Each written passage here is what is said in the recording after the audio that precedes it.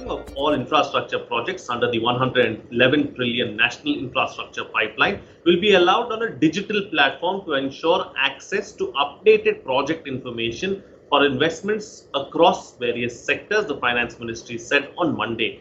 The projects will be mapped and evaluated by the departments concerned and the Finance Ministry to monitor the implementation and actual progress compared to the initial estimates of the NIP for each project.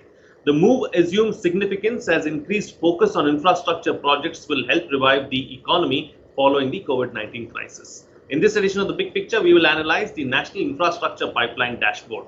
Joining me on the program today are Shailesh Phatak, Co-Chairman, FICCI Committee on Transport Infrastructure, Sushil Chandra Tripathi, former Joint Secretary, Economic Affairs, Ministry of Finance, and K. Badrinath, Senior Journalist. Thank you to all my guests for joining me on this edition of The Big Picture.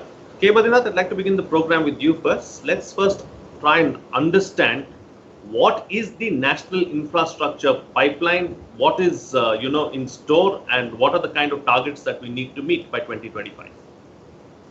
Okay, Frank, let me take you all back a few months when the economic survey for this last financial year was, laid before the Parliament sometime in end February. Then this, India Infrastructure Pipeline was announced by the Finance Minister Nirmala Sitharaman. And there they had proposed that over the 5 years, about 100 lakh crores worth projects will be implemented across infrastructure areas. And from there, they were supposed to link the India Infrastructure Pipeline with the India Investment Grid, which actually monitors and manages investments across from private sector, public sector, government sector, states, center, across. Whichever is the company, whatever is making the project or whatever investments are being made, the India Investment Grid is supposed to capture all the data. Also, the dashboard that you're talking about right now is supposed to be some kind of a real-time availability of the projects for prospective investors, number one. Number two, also show to the people of this country how many projects are being implemented. And third part is if there is any approval anywhere stuck, that needs to be highlighted and what are the reasons for such as, if there is any issue with any particular project. As per the last data that I have, out of the 11 lakh crores projects that you are talking about, about 39% of them are being implemented either by the government directly, center, or the central public sector companies or autonomous bodies. And equivalent amount of projects are being done by states and state agencies. About 22% of these projects are done by private sector. It could be domestic private sector or foreign investors who have a stake in these projects. Now, the issue here is that there have been about what the website at least says, which is capturing all this data, says is there have been about 70 consultations across the country to zero in on this data, information, update, and then see how this happens further. Now, the issue here is that many a time what we talk about and what really happens on the ground may not be the same. Well, right. Due to the IIP, that is the India Infrastructure Pipeline, you will know what are all the projects that are there, what are being implemented in the next 5 years, and how is it going further, and how economic revival can happen especially post COVID-19, and there's a huge focus seems to be on going ahead with large infrastructure projects, both commercial as well as social infrastructure projects. So this Right. seems to be the background for the entire exercise that the government is doing. Earlier, planning commission is to monitor a lot of projects. Now, Hmm. after the planning commission was disbanded and Niti Aayog was brought in, one doesn't know how much of Niti Aayog's involvement is there in this entire exercise. But this is a fairly a large exercise, broad-based, and my guess is, there would be initial hiccups which may have to be sorted out over the next few months. Okay, points taken. Now let me take the points that you're making forward. A couple of points, of course, to take forward. I'll take the issue of whether the recovery is going to come from the infrastructure going forward. That I'll take up a little later on with you, Mr. Tripathi. But Mr. Pathak, from an industry point of view, how is this dashboard really going to help? How is all of this information going to help? Thank you, Frank. We in the private sector would like to know what specific projects are coming up. So just to go back on what Mr. Badri said, yes, the finance minister announced it in the last budget. Yes, she unveiled the NIP, the National Infrastructure Pipeline, on the 31st of December. Yes, she issued the final report in the end of April. It was on the finance ministry website on the 1st of May. I've had a look since then. But despite everyone talking about infrastructure being such a crucial thing for India, I mean, Prime Minister Modi said one of the 5 pillars is infrastructure. Where is the clarity on what is going to happen in the next 12 months? So as far as I'm concerned, the National Infrastructure Pipeline is a 5-year plan for infrastructure projects in India. And how has it been done? It was not done by the Niti Aayog. It was done by the Finance Ministry. Very competent people, Mr. Rajaraman, Additional Secretary, and Mr. Purusharth, the Joint Secretary. They got these inputs from all ministries of the government and all the state governments. Having said that, now we have a total number of 111 lakh crores or 111 trillion rupees, out of which 14.5 trillion was supposed to be in the last financial year and 21.5 trillion is in this financial year. Which are these projects? And now that, it was claimed that all the data is put on the IIG, the India Investment Grid, I actually spent 2 hours looking at the India Investment Grid. And I must tell you, the 2 questions of what to do and how to do, we are not even answering what to do. Because you have a broad number, 35,000 feet view of saying that highways in India will have, let us say, 15 trillion rupees in the next 5 years. Which are the highway projects that are going to come up in the next 12 months? And just to add one thing to what Mr. Badri said, 100% of the infrastructure in India is going to be built by the private sector. 100% of infrastructure is going to be built by private sector contractors. Some of it, Government of India will pay for. Some of it, the governments of states will pay for. And about 22% the private sector will pay for. But 100% of the contracting community is interested in where are the next 12 months of projects. We are a company with projects executed, running successfully in airports, in seaports, in urban water supply and infrastructure, in highways and transmission lines. I am interested as a company, where is the bid going to come before March 2021? And that answer I cannot get from IIG right now. We only hope and pray that within the next 6 months, the IIG data will be obtained from various line ministries and will be put up in an actionable format. Right now, the data on IIG is suitable only for economic analysis and nothing more. Thank you. Okay, we need an actionable format is what Mr. Pathak is suggesting. Let me take the point that I was raising earlier, Mr. Tripathi, with you now. So we've seen an increased focus really on infrastructure projects of late. Is that where the economic recovery is going to come from? See, infrastructure is of critical importance. You can import technology, you can import capital, but the infrastructure need be there, and also skills of the people employees. If you do not have infrastructure, do not have people who are skilled, then all the imported technology and capital will not produce the desired results. Up to 1980, we were ahead of China in most of these indicators. But what China has done in last 30 years, they have superb infrastructure, massive investment in infrastructure and development of skills of the people. Chinese infrastructure today, in most cases, are superior to infrastructure in Europe and in many cases to United States because they are old, depleting. Now, infrastructure, apart from giving direct benefits, for example, as was mentioned, the huge amount of contracting, and the contracting will go to all the private sector companies.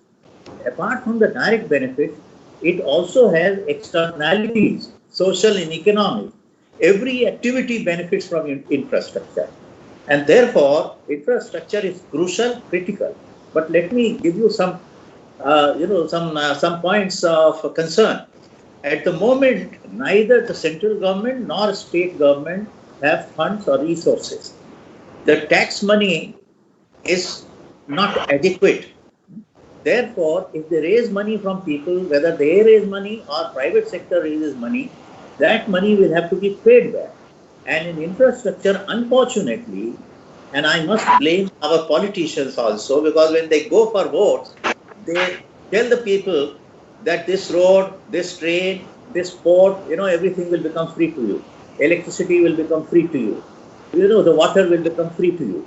So how do you develop infrastructure with public money, not tax money, if people do not pay for the infrastructure and it cannot be paid back? So that is one problem, the raising of resources. Second is, we take long time to complete our infrastructure. I have seen number of projects in China. They take 6 months for a major bridge. We take 6 years. Our land acquisition, our environment clearances, our contracting, and our construction activity is so, there has been some improvement, I must say, that there has been mechanization, skill improvement there, but we are nowhere near others, particularly these East Asian countries. So we have to also consider the time value of money and infrastructure. There is a story about the second bridge which was coming up at Howrah. It took 16 years.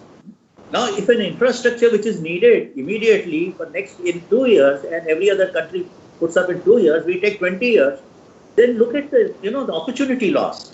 So these things have to be seen. And another point is that there was already a Ministry of Program Implementation which was monitoring major infrastructure projects. So whether a new organization is coming up, etc., is not so material. Whatever comes, the departments which are concerned with that activity, they will have to be on board. The state governments will have to be on board, and highest priority has to be given to it. I again give you an example. When I was Secretary Petroleum in 2004-2005, 2 difficult projects I conceived from Jalandhar to Srinagar, gas pipeline and petroleum products pipeline, Numaligarh to Imphal, gas pipeline and petroleum product pipeline. I still don't see them. So we have to have techno-economic feasibility, not just a project idea. Then we have to have, the financial closure. We have to have contracting. We have to have quick supervision, inter-ministerial, center-state coordination. That mechanism can be effective at Government of India, but other things also have to be done. So infrastructure, of course, is critically important at this point of time. Okay, infrastructure is critically important, and that's something that we need to focus on, but in the right way is what Mr. Tripathi is suggesting. Taking the point that Mr. Tripathi is making forward with you, K. Badrinath, this issue of how the projects are not completed in a timely manner. Do you believe that this dashboard that we have now is going to help us track, the status of the projects and try and at least, move in a direction where the projects are completed, in a timely manner? Well, if I just give some amount of the benefit of doubt to the government, yesterday Finance Minister actually asked most of the state governments and central governments to update and refresh all the data that they have on the project on the new platform. But having said that, two things that come to my mind is one, what is in it there for the implementing companies like L&T or elsewhere, whoever it is. And second part is many of the foreign companies, if they want to bid for projects, then they need to have clear step-by-step analysis as to how to go about it and what is available for them apart from the economic analysis part of it, which my friends have been, pointing to. A third issue is that yes, earlier program implementation was monitoring it, but many a time what has happened is program implementation the old way, the new data that is coming in. Earlier, the data was not capturing the state governments and state agencies. Now, here, more and more social sector projects have also been brought under the net. And third part of the story is, my guess is when you start some new initiative, there are bound to be hiccups. Okay, points taken. Now, let me take the points that you're making forward with Mr. Pathak. Mr. Pathak, as far as a couple of aspects. First is you spoke about how we need to have an actionable framework. So how do we ensure that we have an actionable framework? What is it that company, the industry or the private sector would like to get out of the dashboard? That is one. Secondly, how do we ensure that the projects that we are working on, infrastructure projects, are delivered according to the timeline? Thank you, Frank. The first question, what does the private sector expect? So let me just say that the private sector is not one monolith, right? There are different kinds of animals within the private sector. And I'm reading off a slide that I saw in the India Investment Grid. And they have actually given these classifications within the private sector. One is those who are interested in asset sales, then contracting opportunities, so contractors, debt funding, so a lender, a State Bank of India, equity funding, so some equity investor. Incidentally, 49% of our company is held by Canada's largest pension fund, so someone like those. Material and machinery suppliers, so capital goods suppliers, operations and maintenance skilled companies, project-based consultants, project developers, someone like L&T IDPL, my company, and technology partners, and even advisors to all these. So what are we looking at? We are looking at converting ideas to cash flow. Net, that is what all our objectives are, convert ideas into cash flow. So where are the ideas? The ideas are, which are the projects in the next 6 months, in the next 12 months, in the next 24 months. So from the National Infrastructure Pipeline, we get a sense that this year it is 21.5 trillion rupees. Next year it is XYZ. But which are the specific projects? Suppose I am interested in transmission lines. Where are the projects in transmission lines? We have a headline number that does not solve our information requirement. And once again, I will say, Finance Ministry is only a collecting entity. Ultimately, it is the Power Ministry and the Power Grid Corporation of India which will tell us which are the next 12 months deals in the power transmission lines. Take, for instance, UP Expressways, Uttar Pradesh. The UP government will fill up the data relating to which are the expressways coming up in UP. And let me say they are the leaders in the entire country on expressway development. So this is what the private sector would love to see. The second part of your question is, how can we do things quicker? And comparisons with China are very different or difficult, I would say, because I don't know if you are the firstborn in your family, Frank. If you are not, you won't have been born in China. So a country that can enforce only one child can enforce infrastructure speedy completion. But there are various stages in infrastructure. One is the design stage, one is the finance stage, one is the bidding stage, and one is the construction stage, and finally the operation stage. And policy cuts through all five. Our sense in the private sector is that the design stage, which is crucial and which is where our northern neighbor has excelled, is not so good in India. And then we run into the financing stage where finance, whether from public sources or private sources, And in the actual construction, the approvals are so difficult. Once you get the approvals, the construction does not take time. Our company builds everything in fact, before time, because we get the approvals and then we start construction with complete design. And operations, we are operating, that's not an issue. But the sense that we get is that things that you do wearing such a safety jacket is actual construction.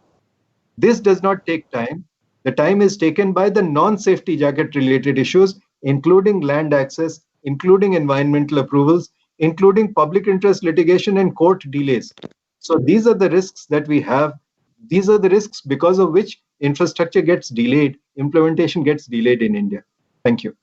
All right. So, Mr. Tripathi, a point that Mr. Pathak is making, let me take that forward with you. And do you believe that we need better coordination really as far as departments within the government and maybe the line ministries also are concerned, if we have to ensure that we need to give infrastructure the right kind of push?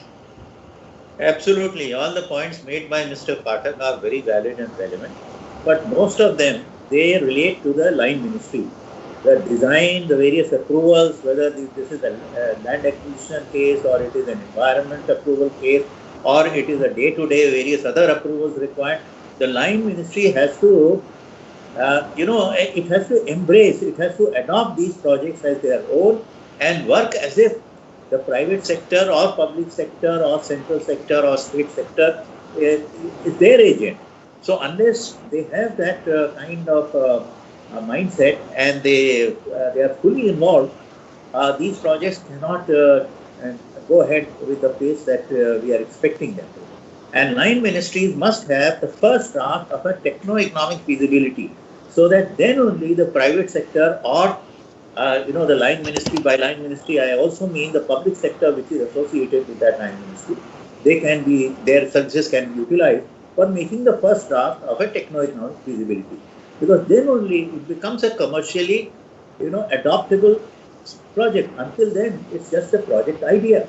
And to develop from project idea to project, other people are busy. They have a number of other things to do. So they may not be taking interest to develop unless they are absolutely sure that they are going to take up this project. So some rudimentary project details, feasibility report should be made by the line ministries. And they have a number of them because their public sector have been working in many areas and wanting to take up many of those projects which they are not taking now. So they can be then advertised and given to private sector, and private sector can take them up. Public sector themselves have large number of projects in their pipeline, but they are all running short of money right now. So they have to also, as has been pointed out, there has to be an advisor, a consultant. And now the corporate bonds and long-term financing is required for projects. Now, long-term financing needs that the insurance companies and provident funds, they come forward. What has been pointed out there is a Canadian fund, etc. The California Canadian funds, they have deep pockets and they are long-term funds. So similarly, now that the provident fund and insurance in India is also getting more and more organized, those insurance companies and provident funds, they should come forward and somebody should do the dovetailing. So State Bank, whether State Bank does or some other specialist organization does. Now, our public sector banks, unfortunately, they have to work like entrepreneurs in this area. Okay. Points taken. Time to get quick closing comments now on the program with the best way forward in 1 minute each, since I've got 3 minutes left on the program. Starting first with you, K. Badrinath. See, you cannot, shift the entire responsibility of getting the project ready onto the government or government agencies or public sector. Private sector and foreign companies also need to play a very proactive role as partners in this entire game. If you say that, okay, let everything be given to me on a silver spoon, that is not possible perhaps, and nowhere in the world happens that way. You cannot ask a bank to be the real entrepreneur. No, how can you do this? Bank has a role to give you money. Simple. Well, for financing part is yes. The point here is that the detailed project reporting, the designing part of it, and all that needs to be done on collaboration basis. If everything needs to be done by the government, what is it that the private sector is going to do? My guess is it should be on a partnership mode rather than shifting responsibilities onto someone else. This seems to be the biggest challenge. There needs to be ownership of the project on both the sides, and it should be done on a mission mode. Okay, Mr. Pathak. Let me suggest another perspective. The design of the project is the most critical thing according to me. And the old saying is tender in haste and repent in leisure. So the design phase, the government or the public sector unit sponsoring the project is free to use private consultants. But surely the final person who's going to construct is not going to sit with the government and design how the bid is going to be put out, in which case you will have crony capitalism. So let us differentiate between the design of the project and the bidding of the project. Once the successful bidder is there, they will go ahead and construct once you've tied up the financing. So design is crucial, and in no country in the world design is neglected as much as a country like India.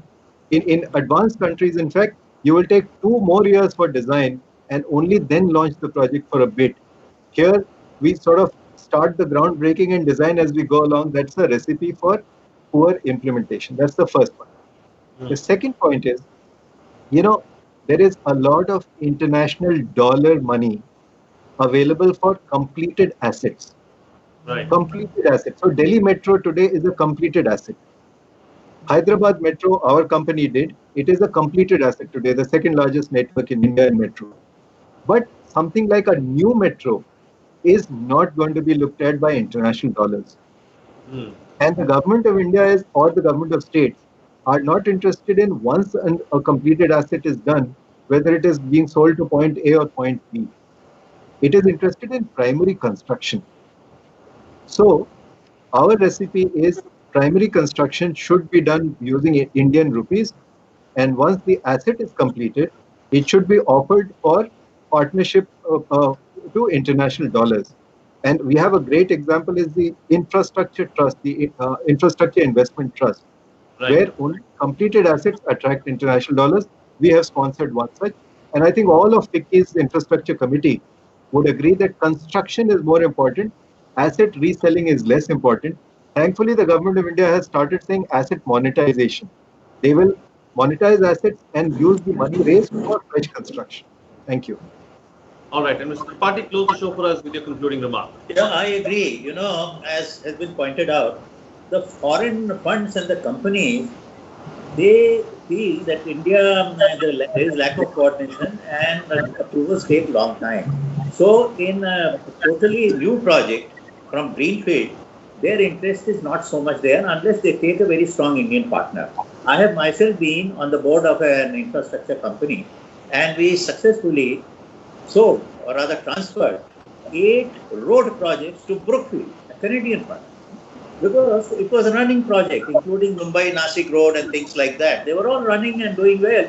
So these funds were very interested. But to ask them to fund a new project when they don't know when the clearances will come and how many petitions will be filed in court from NGOs or environment clearances and land acquisition, etc., and lack of coordination between state and center and between ministries and others.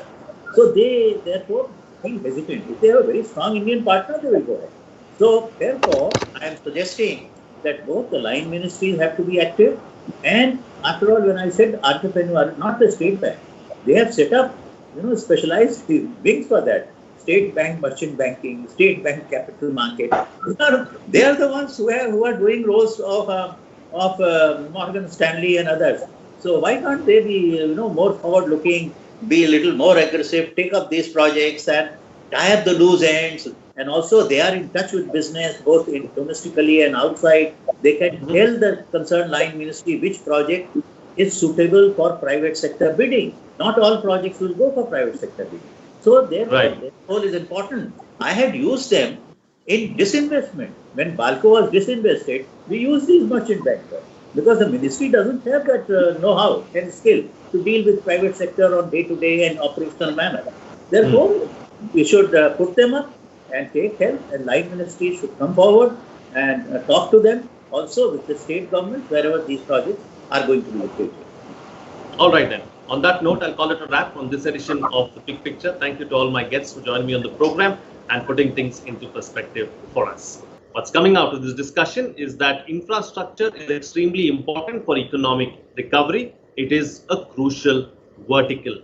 We need a dashboard that is actionable and something that can give us concrete data to work on and not just data for economic analysis. The central government and state governments lack funding right now. Raising capital will be a challenge as far as the infrastructure vertical is concerned. Infrastructure projects also take too long to complete, and that has to be improved to global standards.